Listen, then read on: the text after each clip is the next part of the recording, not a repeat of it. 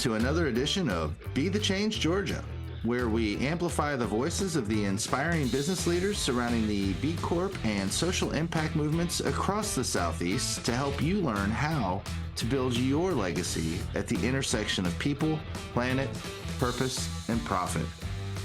Today, there are more than 8,000 B Corps in over 80 countries and 180 different industries, unified by one common goal: transforming the global economy to benefit all people, communities, and the planet. If you want to learn how to plug into our purpose-driven business community alongside the inspiring leaders we feature on this show, check us out at blocalgeorgia.com or on Instagram or Facebook at blocalgeorgia, and we'll hope to meet you at our next event. Hello everyone, this is Quentin Thomas, and on today's episode, I have the opportunity to interview Nathan Stuck about the 2025 BLD Southeast Conference, taking place September 9th through 12th in St. Petersburg, Florida. In this episode, Nathan reflects on his experiences with BLD Southeast, the importance of community and collaboration, and how diversity and inclusion are key at BLD. Stay tuned to hear why you should be at this year's BLD Southeast, and be sure to register to join us in St. Petersburg in September. Until then, enjoy this episode. Nathan Stuck, how does it feel to be on the other side of the mic today? I love this. It's my favorite podcast. I always joke that I can moderate a good panel, and I guess 70 episodes into this podcast, I'm a decent podcast host. But anybody that knows me knows I love to talk. So nothing beats so Nathan, tell us your story. You're like, well, it was a rainy, cold night in southwestern Michigan, and my mom went into labor, and that's where the story begins. So you know what this means? This means whenever I ask you a question, I'm going to have to be very specific about the questions to kind of hopefully hone it in some. Rein me in, man. Rein me in. There's a lot of pent up hosting duties where you're like, no, listen more than you speak. And now I'm like, not today, baby. Oh, man. So, all right. The first question is a little broad, so hopefully it won't go too wild. But yeah, how was BLD 2024, BLD Southeast 2024? I think for if I take it back to the beginning, not that far back, but if I take it back to BLD 2020 and our vision for bringing the community together, and we did that one virtual, that completely sucked the life out of us. We did 2022 virtual, and then we did 2023 in Raleigh. And with this, I don't even know if we saw the intention of rotating this through city to city, and the importance of putting a spotlight on some of these B Corp hubs, and really bringing the community together more than anything. Yeah.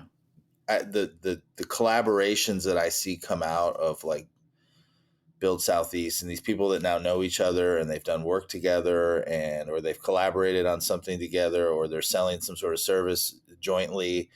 I think that, as far as why did we create this thing? I think I'm starting to see that. And it's really cool to see, some of the B academics progress that we've made, out of this. Some of the ideas that started 2023, we did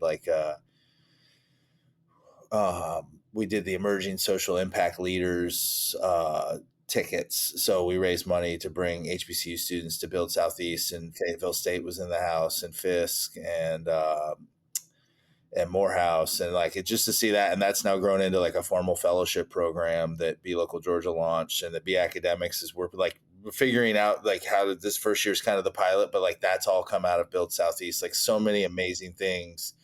And then last year, Atlanta was, if we didn't think I was going to bring this thing to Atlanta, we were wrong. So, but, Raleigh made sense for the first one because, the whole backstory of they were supposed to have a champions retreat, and then that bathroom bill got passed and B-Lab pulled the champions retreat. So I felt like they deserved, and they've kind of been the trailblazer in the Southeast as far as pocket of B Corps. But last year, bringing it to Atlanta and really legitimizing B Corps and this whole movement of business as a force for good in the state of Georgia, and specifically in the city of Atlanta, I thought it was incredibly important to bring it here and showcase how Atlanta operates, how it rolls, whatever you want to call it. Yep. and I think we showcased that, and it was really cool. Like, I mean, it really was my like love letter to the city. I think I posted that after the conference, and my big thank you to all these people who, I live in Athens and I rock an Atlanta influences everything shirt. And I wanted to make sure that we did the city proud, and also to thank it for how welcoming it's been to me and to Be Local Georgia and to this entire community and movement. And I mean, shoot, last year from excursions at Morehouse and the Russell Center, and Chad did a cleanup in Vine City, and then we rented out Atlantucky, and we did a fashion show with Tangeria. Yep. And my board was super involved. Like Chad did the cleanup, Lavanya did the excursion to Morehouse. I did the excursion to Rice, and they were super just over the top accommodating and welcoming. And Jay spoke to everybody. It was just amazing. And then, Tangeria had the fashion show. I mean, it was really a cool collaborative effort by our board. And I think everybody just really, really, really, really got to see what makes the city special. And then this year, same thing. We're doing it in St. Pete, and we're very intentionally chose St. Pete. Florida gets a lot of headlines for whatever reasons, and beyond Florida man. Sorry, Quentin. We both grew up there. So if we make some self-effacing Florida jokes, it's out of our childhood hearts. Yeah, I know Florida man very well. Yes, so do I. But St. Pete, with the don't say gay thing and all the stuff, like kind of some people are very apprehensive about even going to Florida and whether it will be a welcoming, inclusive space for a conference. And we deliberately chose St. Pete because it hosts the largest pride parade. It is probably one of the most, it's very rare that you go to like a Chamber of Commerce or an economic development website for a city and it boasts how friendly it is to the LGBTQ community. So I expect a similar, like very inclusive atmosphere this year. But, like last year, I told people, I'm like, last year Atlanta, like we really did want to showcase Black excellence and what the city has done so well, and the progress it's making, and the work still needed to be done. And same thing in Florida. We, maybe the focus of the DEI changes a little bit, but it's still very important now for us to show off that does exist in the South. Yeah. That we're, in spite of what bills might be passed or laws might be passed, like our values can't be legislated, and there are a lot of people working towards these shared common goals and the outcomes that we want to drive to in the future that we want to see. Yeah, that's great. You actually started to go into another question I was going to ask you about why Florida. And yeah, I forgot that St. Pete, does like have one of the largest pride celebrations. And it's like, yeah, it's and it's amazing that it's in a state where we see the rhetoric coming from the politicians too. So for people who might be thinking, oh man, I don't want to go down there to Florida and spend money in Florida and, support, the economy of this state and whatnot. I mean, what would you say to those people? This like boycott, whatever we want to call it. We did it in 2016 with the bathroom bill in North Carolina and championship tree getting pulled. We saw it happen in Atlanta a couple years ago with the All-Star game, which then nothing changed and they brought it back 2 years later. But I feel like sometimes the people that legislation hurts the most are still there and are left behind. And you think about I hate to say this for BLD Southeast, but the money we'll spend at some of the downtown bars and restaurants and Ubers and, the things that we're going to bring to the economy. Like, yes, there's a tax there's a tax that will go to the state that passed that law, but there's also the people who actually make that money and that are still there. Like those communities, like the voter rights bill in Atlanta, like the Black community was still in Atlanta. Like regardless of that bill, like not everybody has the economic means to like, I'm moving out of the state. So, I think sometimes it's important to show up and support the communities that are under attack when stuff like this happens. And, I thought, North Carolina 2016, nothing would have been a better show of support than to bring, 1,000 or five, whatever, 750, something like that, B Corp folks that were against that bill to Raleigh to basically show up and slap, gender neutral bathroom stickers on doors and things. I'm like, nothing says support like showing up for that community that's under attack. And so, yeah, I'm very excited for Florida. Like, well, you mentioned the Pride Parade, and like one of their chairs and is emceeing on Thursday in St. Pete. So Rachel Covello is going to MC for us. She's also a comedian. She's going to be amazing. But we do really have some amazing people from not just St. Pete, but from the LGBTQ community to show off like what makes that city special. So yeah, once again, I always joke like nothing I do is without intention. So, and honestly, I have to give a lot of credit. Like the host committee this year, like has been amazing. It's like 20 people deep. Miami, Tampa, Orlando, St. Pete. Like we've just kind of got all the areas covered. And so I'm also, they've done an amazing job like curating, because again, that's the point of the host committee, like curate what matters in your state. Like we want to hear, like that first day we always do. So the 10th of September will be very heavy on like Florida content and, coastal restoration and ecosystem preservation. And, just like, I mean, it's different than Atlanta is. Just like next year in city that I won't announce yet will be different than St. Pete and Atlanta and Raleigh. So it's kind of cool to get to showcase that local flavor and the local people and the local issues and the local change makers that are actually working to affect change in spite of whatever headwinds are blowing in their direction. And there are a lot right now. Right. Yeah. Yeah, absolutely. You kind of touched on it being different and each city having its unique flavor. And so then the committee bringing out and showing the uniqueness of that city. So could you touch a little bit on, what was unique in Atlanta last year, and then maybe give a little bit of a preview? Actually, you kind of spoke a little bit to it, but, some of the things you're excited about Florida being able to show people at this year's build. I think more than anything, some of the stuff, especially when you talk about BLD Southeast, like we get people that come in that are from outside the region with whatever preconceived notions they might have. So they're only, like what was somebody telling me last year? It was somebody on the host committee. I'm trying to remember who it was. It's like most people, all they know about Atlanta is Gone with the Wind and Coca-Cola. So I was like, oh, you're right. Wow.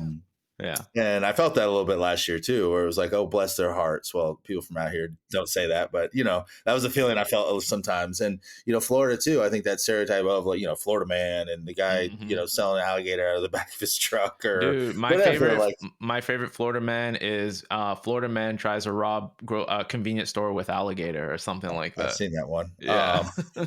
But like, that's the preconceived notion. In reality, like you and I both grew up there. We know it's a lot of really, really good people. Yeah.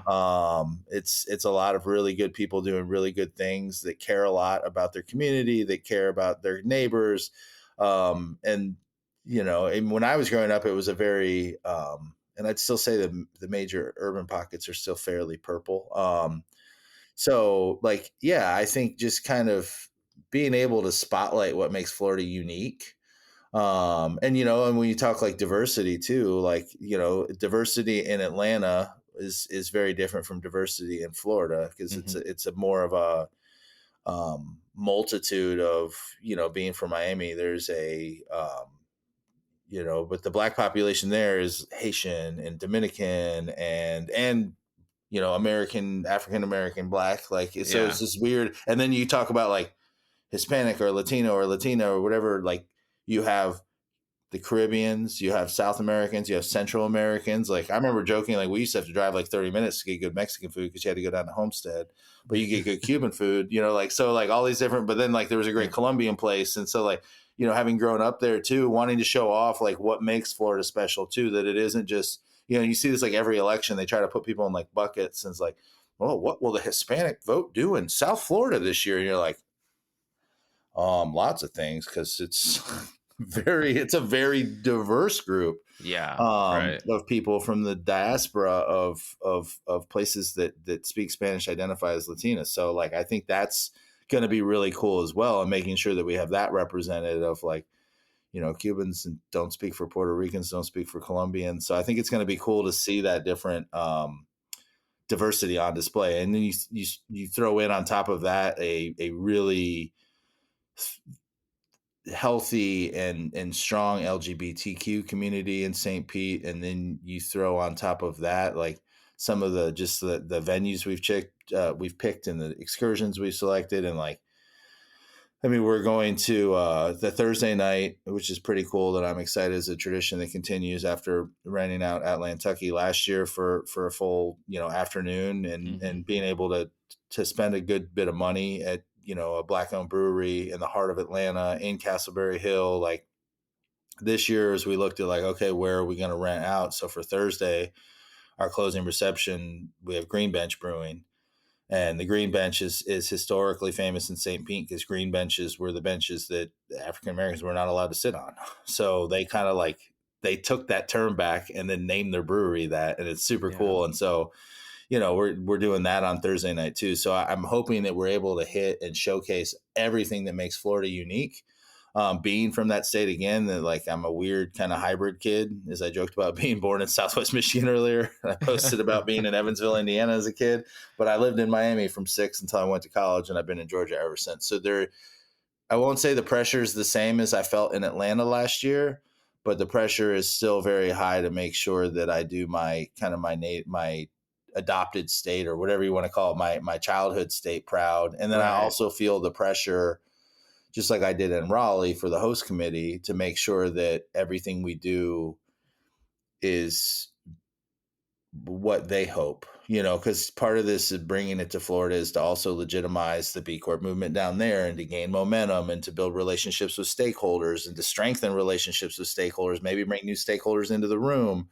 But it really is for their, Florida for Good community. It's very important that we nail this. And I feel pretty good about it right now. So excited to see it kind of all play out and see all the venues come together. And we're doing things like we have a pontoon boat for Tuesday. So people will be able to take a pontoon ride around the Intercoastal, where the Day Zero kickoff is event. Last year's Day Zero was Ponce City Market's rooftop. This year, there's a B Corp hotel, Anco, formerly Legacy Vacation Resorts, but Anco, their property in Indian Shores, is hosting and we've got Maker's Marks doing cocktail specials, and yeah, super cool. So they're a B Corp out of Kentucky. So their Florida rep was just like, we got you. So it's going to be very exciting to see kind of all of this pieced together, and but again, like nothing says Florida like kicking off on the Intercoastal and being able to look out at the water as we open the conference. So I'm very excited for that. Man, that is awesome. I'm excited for it too. I know we're excited at Chat with Leaders for the conference as well. I think you've covered everything I was going to ask you even too. So the only last thing I'll say is there anything else you want to tell our audience as well about Build, whether it is about Build or whether it's even about the B Corp movement, just going into this year's event? I guess there's two things. There's one is why should people come? Mm-hmm. And then there's two, kind of the current environment, whatever we want to talk about, anti-acronym. Yeah. That is prevalent right now. Yeah. And feeling like, how do we continue this work? Like, I will say for the first part of like, why should people come? I guess it ties into the second part, is like, now more than ever, I think we need each other.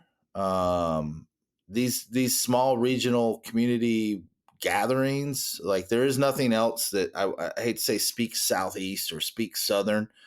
There's nothing else that B Lab hosts that really speaks our language. And that is, I think that we can identify with in a uniquely, the challenges we share, and kind of the things that we face in doing this work every day that only we kind of have in common. And so I think it's important for us to get together. But I would also say to every B Corp, like if you certified recently and you're planning for conferences and you're looking at this one that's a $299 ticket in a hotel block that's like $129 to $149, like you could legit send 2 to 3 people for the price of a conference ticket at most tickets.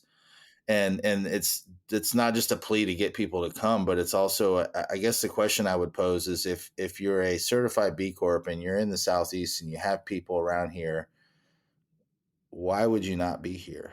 Like, to me, part of the whole point of certifying is, yeah, it differentiates our brands. It makes us better going through the assessment. It validates a lot of our claims around doing good, but the community is what makes this whole thing so special. And like getting to build those relationships and know, that there's somebody who sells what you need, or maybe is buying what you sell, that's from another B Corp or another truly purpose driven organization that's a state away or that's in your own city and you've never met. So I would plea with B Corps. So, like, if you're looking for the ROI in this certification and you're not coming to events like this, wherever you are, if you're not, you're in the Northwest, you're not going to build PNW. If you're not engaged with Michigan First and some of these things that are out there, like if you're not engaged locally, like I hate to say it, but why did you certify? Like this is kind of the power of it. Because I think the other part of this too is like, oh, I'd love more FaceTime with B Lab, or oh, who would I talk to? And, I don't know anybody at B Lab. Like this year from B Lab, you have the co-executive from B Lab Global. Sarah Schwimmer is speaking. She'll be there all 3 days. You have Karen Lichty, who's coming from B Lab US and Canada. You have Mike Emmert Cantor from B Lab Global, who's the director of strategic growth. Like, if these relationships start here, you build a relationship. It's a lot better when you need to get something, or you have a question, or you have a concern about something B Lab's doing, when you have a personal relationship because you met at a conference and you had a drink or you sat down together for dinner. So I think there's also unique access that comes from things like this. Even beyond that, like we have the CEO of Conscious Capitalism's coming, Timothy Henry. We have the CEO of 1% for the Planet, Kate Williams, will be there. And last time she had to like fly in and fly out because there were some mitigating circumstances to her schedule. This time she's there for all 3 or 4 days. So like, I think there's an opportunity, let alone just your regional leaders, that to meet me, to meet Jared Myers, to meet, Kaylee from the Triangle, to meet George Chamail and Eve and Hazel from Mid-Atlantic. Like, I think there's an opportunity here to really meet the other people around the Southeast doing this work. And it's only going to strengthen, your network. Maybe there's a B Corp that you can open a door for and introduce to a client of yours, or maybe there's a B Corp that you want to, like, oh my God, I need an account. I need a new accountant. Like, we're going to have all of those in this room. So I'm not trying to like shame people that aren't coming. I'm just more so trying to like plead with, you'll hear that sometimes, like, I didn't see the ROI in my certification, and you never came to a build. Yeah. You never showed up, you didn't come to any of your B local events, then like you're probably going to struggle to find the ROI. And like, if you just slap the logo on your website, I don't know that it's going to push you forward in the way you think it is if you don't make an active effort to engage with the community and be in community with all these folks, because it truly is a magical time. And I think of all the best B Corp friends I have and the people that I've collaborated with, and, even collaborations that are in the works right now for me and my business, my certified B Corp business is, it's somebody I met at Champions Retreat last year in Vancouver. It's, it's the Georgia, but all of them go back to meeting even builds I've gone to that weren't even in my region. I've gone to Mountain West. I've gone to New England. I've gone to the People First Economy Good Business Summit in Michigan. I've gone to Canopy's Good Business Summit in Kentucky, that are kind of like regional, like B locals or whatever. I think of the strength of relationships that I've built at events like those. And to me, that's my ROI in the B Corp community. And yeah, sure, I've gotten some clients out of those trips and some other things, which I guess would be the real ROI. But yeah, I don't know. I would implore people to be curious, to buy a ticket and show up. And I'm not going to offer a money back guarantee, but tell me I'm wrong. Tell me I'm wrong when you leave there. After spending 2 or 3 days with all these people, tell me I'm wrong. Yeah. Man, that is great. I would also encourage, especially people in Florida. It's like, you're right there. Come on, show up. As a fellow, I guess I'm not a Floridian anymore. I've been in Atlanta long enough that I'm probably a Georgian at this point. But as a childhood Floridian, just show up. check it out. It doesn't cost you that much just to It's a at small least, state too. It's basically yeah. like a 1 hour car ride from anywhere. No, I'm just... You know that they have a train now, by the way, that runs from Miami to Orlando. Where was I that? saw that and I was like, wow, when did that get built? I Hated remember that. them talking about that years ago, but yeah, I never, Hated that drive through the Everglades, man, up the turnpike, and you're like, yes. well, either can we make it another 40 miles to the next rest plaza? I've only made that drive 2 times whenever I lived in Florida, and yeah, that at some point you're just like you just start zoning out because it's just such a long and like yeah.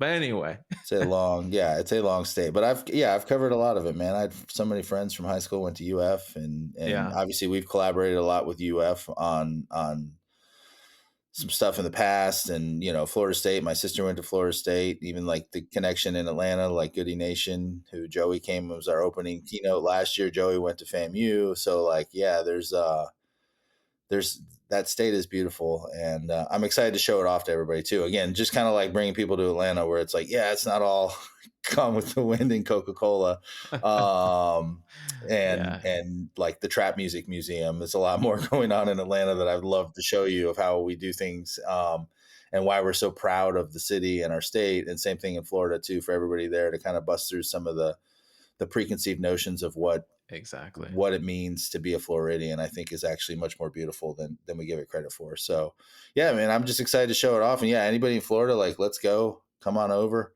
And anybody from outside the region, like, especially given that time of year, like it's hot and there's the occasional storm. So, hotels are fairly affordable, but I really do feel like you can make this trip happen for about less than $1,000. And I can't Yeah. think of a better ROI on a conference. I mean, most conference tickets now are like $2,000 to $2,500. It's ridiculous. And we actually voted this year. We were not going to raise prices. We talked about it, and I was like, there's whatever, inflation, economic uncertainty, all these things, like, let's call it like an inflation buster. But again, this conference is always meant to be a break even. A little bit of money gets left for the B locals. So whatever proceeds goes back out to all your local organizations.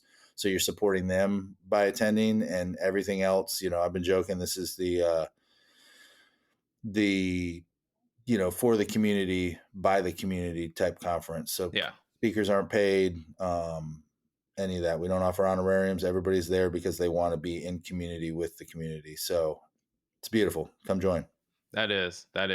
All right, awesome. I think that's a good place to land it. And well, I guess also a shout out and thanks to the people that are involved in organizing it as well, too. It's funny too, because this year's been Nathan not learning to delegate, but trying to delegate more and more, and with a really robust host committee. It's been incredible.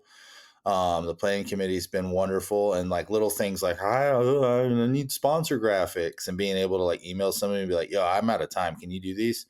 So there's fewer like 3 a.m. mornings or 3 a.m. work days for me. Yeah. With having a team that we're really starting to like find our stride, and doing this together, and not having a couple core people kind of push it uphill in the snow both ways. And then also getting feedback from the planning committee, like, hey, I wanted to help more last year and nobody gave me any work to do. So trying to even take that stakeholder feedback and make the planning committee experience more